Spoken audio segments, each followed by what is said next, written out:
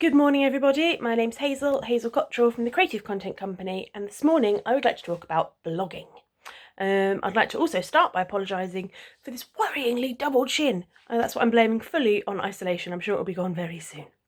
So this morning I'll talk about the importance of blogging. So if we start by talking about what a blog post is. A blog post is an article that goes on your website. It's 300 to 600 words in length as a minimum.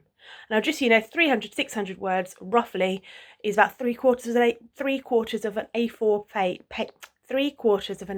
page, font size 12.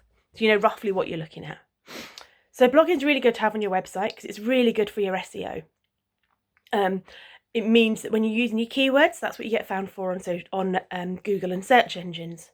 It's also great for getting you found. It increases traffic to your website. Now, the more traffic you have coming to your website, the more likely you are to convert. The more likely you are to convert, the more likely you are to make more money and to run away and have wonderful holidays. It also portrays you as an industry expert.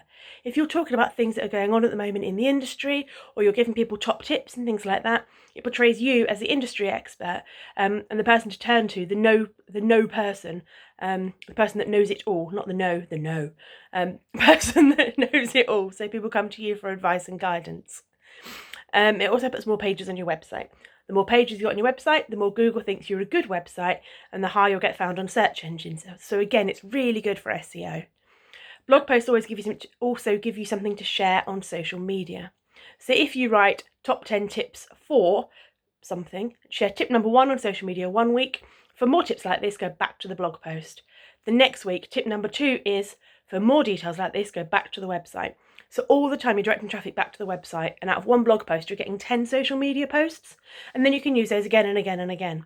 So if, for example, it's top 10 tips for blogging, and we shared a tip once a week for 10 weeks, we could then start again after the 10 weeks. Remember that not everyone's seen those posts the first time. Also, blogs are great for content for newsletters as well. So if you are considering sending newsletters or creating newsletters, but you think, I don't know what to put in them, a blog post is an ideal thing to put in those newsletters. So, the blog post. We're looking at 300 to 600 words as a minimum. It needs to include your keywords. Now, when we say keywords, we mean the things you want to get found for on Google. So if you are a plumber in Peterborough, you want plumber in Peterborough in your blog post. So that's what you'll start to get found for. So for example, we use keywords such as blog writer, content writer, copywriter, and things like that. It also needs to have internal links. Now I'm going to do a separate video about internal links because they're quite complicated, but really, really briefly, it's a link from one page to another. But I'll talk through that in my next video. It also needs a catchy and relevant title. It's all well and good having a popular title, but if the content in the blog isn't relevant to the title, people aren't going to be interested. They'll just feel like they've been tricked and like it's clickbait. So keep the title catchy and interesting, but make sure it's relevant to what you're talking about. The sentences in your blog post need to be 20 words or less on average. A really good way of checking this is WordPress. So we use WordPress for our website and for our blog posts, and it tells you if more than a percentage of sentences in your blog post are more than 20 words. So you know roughly what you're looking at and how to change ands to full stops and things like that. Paragraphs should ideally be 3 to 5 lines, and quite short paragraphs as well. And that's purely so it's skimmable.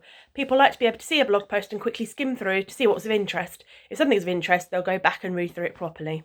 So those shorter paragraphs make it skimmable, but also looks nicer. When we look at a page and it's just content, we're not that interested.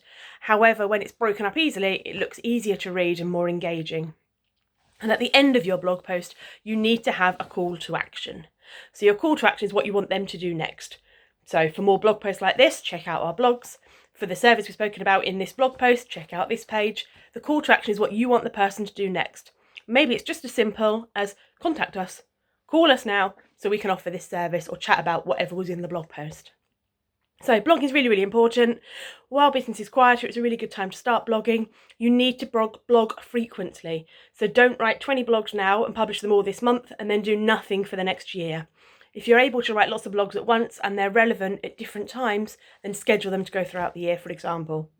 The more you blog, the better it is for your SEO. Here at Creative Content Company, we upload a blog at least once every other day. So that's really good for our SEO. But don't blog for the sake of blogging. Make sure you've got something interesting to blog about. If you have any questions about blogging, you'd like some blog post ideas or some blog training, please let us know. That's Hazel Cottrell at the Creative Content Company, helping your business achieve more online. See you later.